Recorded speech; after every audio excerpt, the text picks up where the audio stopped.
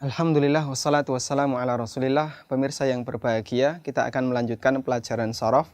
Di pertemuan sebelumnya kita telah membahas tentang masalah sighat, yaitu model-model kata dalam bahasa Arab. Ada fi'il madhi, fi'il mudhari', isim masdar dan yang lainnya.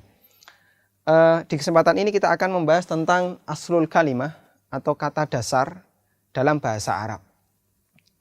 Dalam bahasa Indonesia, seperti yang kita tahu, ada perbedaan dalam menentukan kata dasar. Misalnya kata bepergian, itu yang benar kata dasar pergi itu bepergian ataukah pergi. Nah, dalam bahasa Arab juga demikian. Para ulama ahli bahasa berbeda pendapat tentang menentukan aslul kalimah atau kata dasar dalam bahasa Arab. Ada yang mengatakan kata dasar dalam bahasa Arab adalah fi'lun madhi, fi'il madhi, fi'lun madhin. Kemudian ada yang mengatakan kata dasar dalam bahasa Arab adalah isim masdar.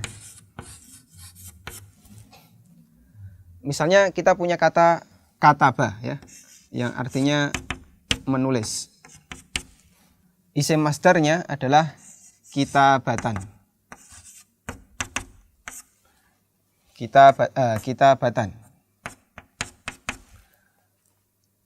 Kalau dalam bahasa kita mereka berbeda pendapat tentang kata dasar itu menulis ataukah penulisan. Dalam bahasa Arab juga demikian. Ulama berbeda pendapat apakah kata dasar itu kataba ataukah kitabatan.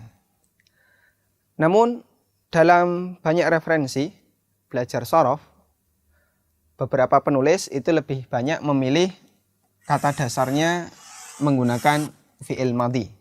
Karena itu mereka ketika mempelajari ilmu shorof lebih banyak berangkat dari fi'il madhi daripada berangkat dari isim masdar. Sebagaimana dalam bahasa kita orang lebih suka mengatakan kata dasar adalah pergi, sedangkan bepergian itu berarti sudah ada tambahan. Menulis itu tulis itu kata dasar, sedangkan penulisan itu sudah ada tambahannya atau ada imbuhannya. Ya, kemudian pemirsa yang berbahagia, aslul kalimah atau kata dasar yang kita pilih di sini adalah fi'il madhi. Itu dibagi menjadi dua. Ada kata dasar yang atau fi'il madhi yang al-mujarrad. Al-mujarrad. Kemudian ada yang al-mazid. Al-mazid. Al-mazidu. Al-mujarrad, mujarrad itu artinya bersih, tidak ada tambahan, tidak ada imbuhan. Disebut kata al-mujarrad karena semua huruf penyusun dalam kata itu, ingat fi'il madhi ya, semua huruf penyusun dalam fi'il madhi itu adalah huruf asli. Semua huruf penyusunnya huruf asli. Kita tulis definisinya, semua huruf penyusunnya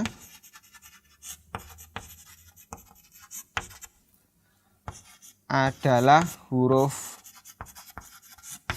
asli. Ini yang perlu kita catat. Semua huruf penyusunnya adalah huruf asli. Nah, kebalikan dari al-mujarrad adalah al-mazid.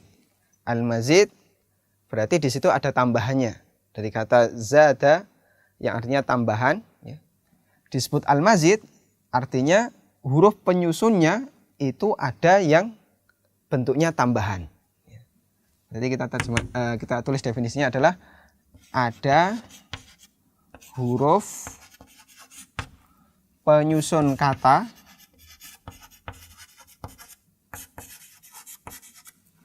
yang bukan asli, atau tambahan. Ya. Sebagai contoh misalnya kata al-mujarrad ya. Contoh al-mujarrad ya. Nah, kita mengenal kata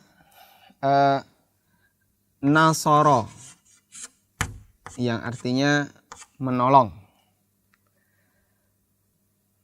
Artinya menolong. Nah, kita perhatikan di sini dia terdiri dari 3 huruf, nun, shad, dan ra, dan semuanya ketiga-tiganya adalah huruf asli.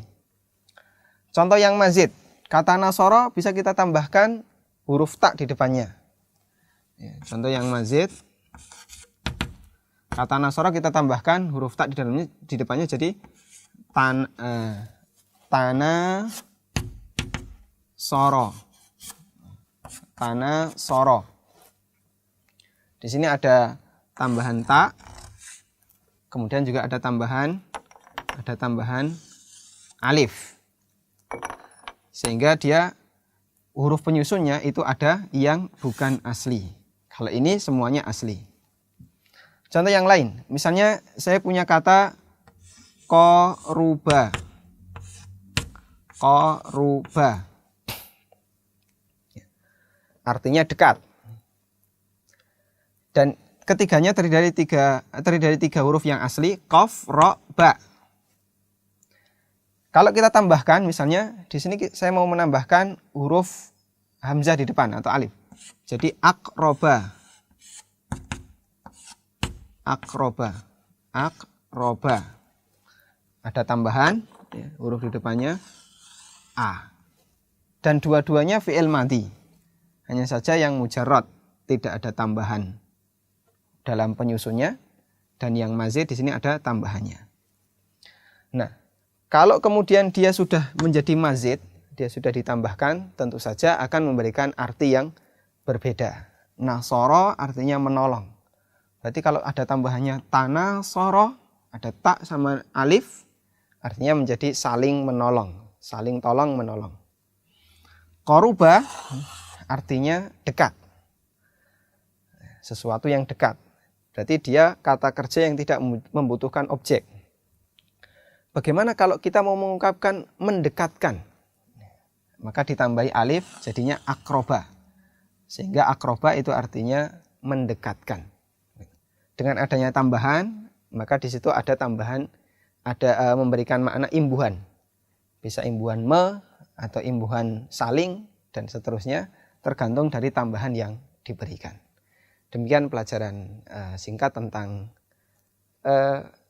fi'il mujarrad dan fi'il mazid. Semoga menjadi pelajaran yang bermanfaat. Wassallallahu ala nabiyyina Muhammadin wa ala alihi wa sahbihi wasallam.